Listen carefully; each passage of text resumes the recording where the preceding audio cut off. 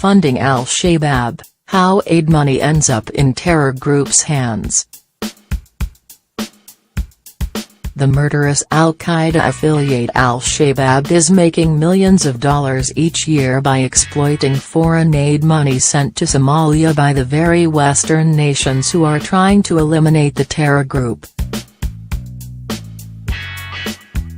A CNN investigation has revealed how money given directly by the United Nations to people displaced by conflict and famine is ending up in the hands of Africa's oldest terrorist organization. Former members of al-Shabaab and Somali intelligence agents said the terror group is extorting thousands of dollars per day through roadblocks and taxes on merchants attempting to transport food and supplies to sell to internally displaced people in towns where they are concentrated. People who have fled their homes and are living in a sprawling camp in the central Somali city of Baidoa are screened by the UN and issued cash cards that the UN tops up with around $80 to $90 each month, enabling them to buy essentials from local merchants.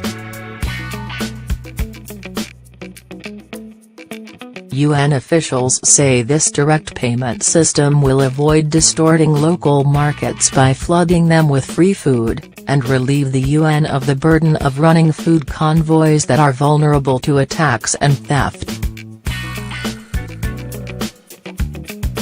Businessmen now truck food bought on the open market to places like Baidoa, where internally displaced people, IDPs, arrive every day. But they must pay al-Shabaab, which controls the main road into the town, to move their goods.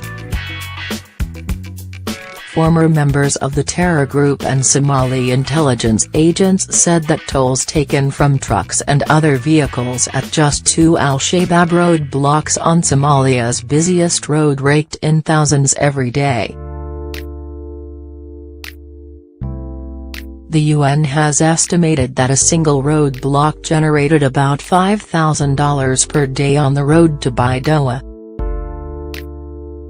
Tax collectors speaking at a secret location on the outskirts of Baidoa, a former Zakat tax collector for al-Shabaab, who was captured in a recent raid by agents from Somalia's National Intelligence and Security Agency, confirmed that the extraction of tolls at roadblocks was one of the biggest sources of money for al-Shabaab.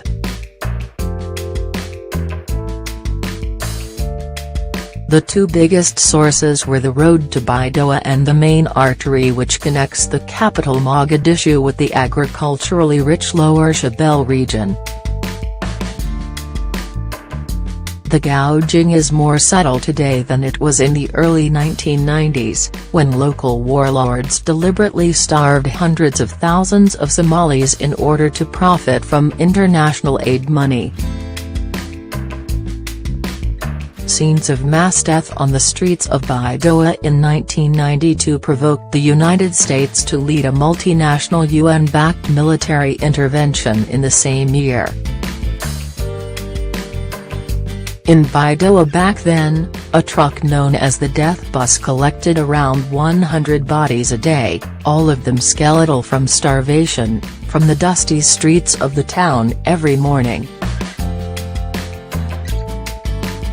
Aid organizations were so desperate to help that they paid warlords to permit access to starving victims.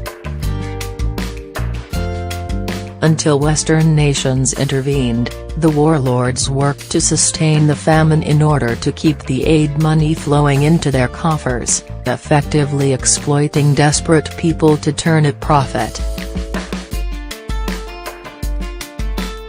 Back then, organizations like the International Committee of the Red Cross had to pay for armed guards. The ICRC spent $100,000 a week on protection in Mogadishu.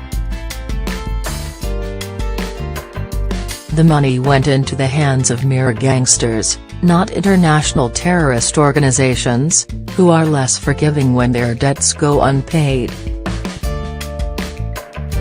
In 2018, if local merchants don't pay up, they were captured and killed, said a former al-Shabaab fighter who collected tax for 8 years and now works with Somalia's National Intelligence and Security Agency. Speaking in a secret location in Baidoa, he explained how for every sack of rice delivered to the city by private merchants, al-Shabaab would cream off about $3 in tolls, taking nearly half the difference in the price of a sack that sells for $18 in Mogadishu and $26 in Baidoa.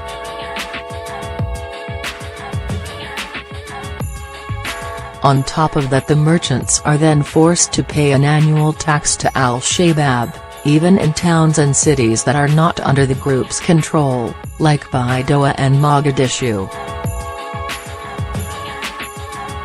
These allegations have been confirmed by the regional government and the president of the southwest state of Somalia, Hassan Sheikh Keita.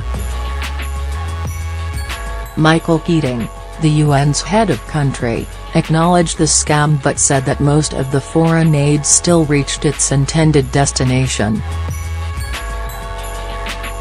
Unfortunately, those in need, and those who are going to be targeted by humanitarian organizations to receive assistance, do become attractive for those trying to make money, and there will be all sorts of scams going on, said Keating, a veteran UN official with years of experience in Afghanistan and the Middle East.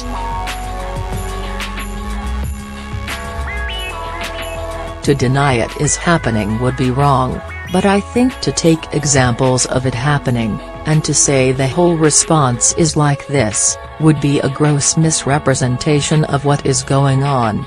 Forced to flee the paying of zakat isn't confined to road tolls and taxes on businessmen. Ordinary Somalis have to pay an annual tax to the al-Qaeda group which was behind terror attacks on the U.S. embassies in Kenya and Tanzania in 1998, and the massacre at Nairobi's Westgate Mall 4 years ago. Fatima Ali Hassan used to own dozens of goats and cows. Driven out of her home by drought and demands for money by al-Shabaab, the mother of 7 now lives in a tent made out of rags in Baidoa. She's one of tens of thousands who have made their way to this hungry city. But even here, she's an asset to the terror group, like the other 270,000 displaced people living in the city, and more are pouring in every day. The UN fears that the ongoing drought will once again threaten Somalia with famine and provide al-Shabaab with even greater opportunities to make money from foreign aid, particularly if the group maintains control of the main routes through the interior of the country.